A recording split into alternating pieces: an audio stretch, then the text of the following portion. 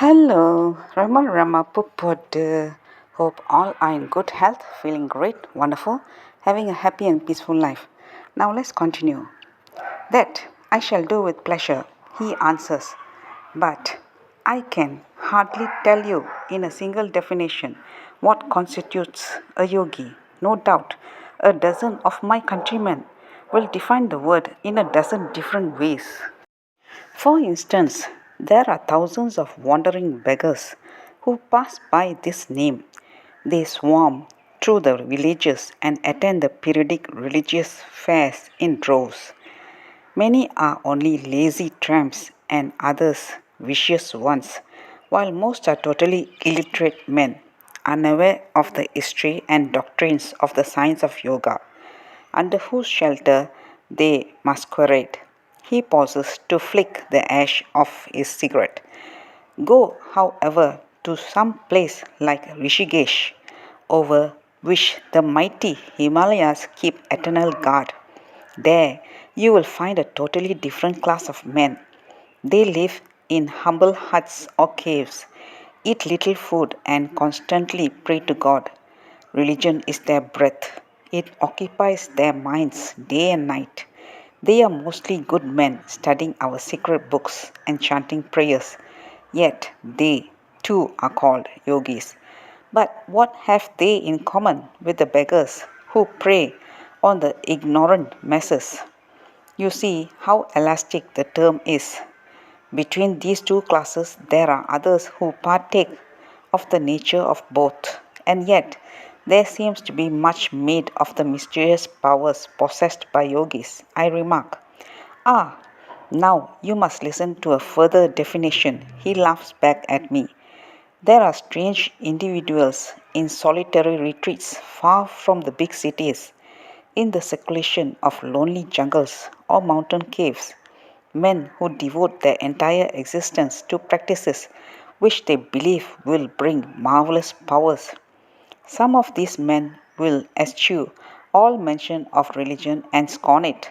Others, however, are highly religious.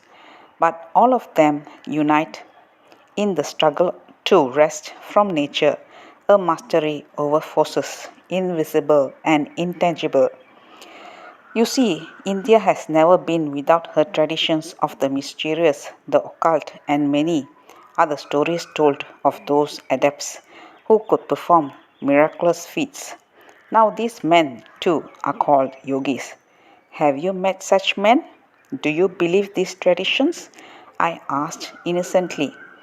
The other man is silent. He seems to be ruminating over the form in which to couch his reply.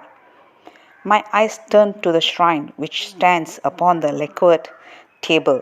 I fancy, in the soft light which fills our room, that the Buddha is smiling benignantly at me from its lotus throne of gilt wood. For half a minute, I am ready to believe that there is something uncanny in its atmosphere.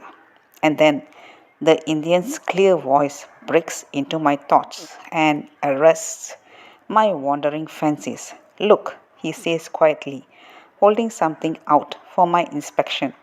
He has loosened it from under his collar. I am a Brahmin. This is my sacred thread. Thousands of years of strict segregation have made certain qualities of character instinctive in my caste. Western education and Western traveling can never remove them.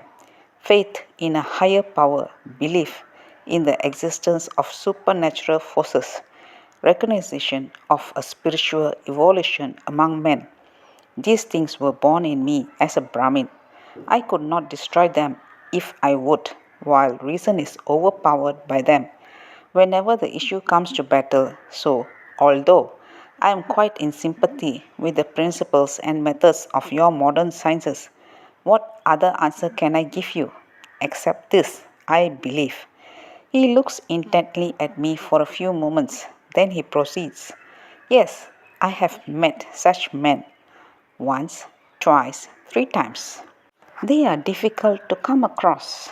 Once they were easier to find, I believe, but today they have almost disappeared.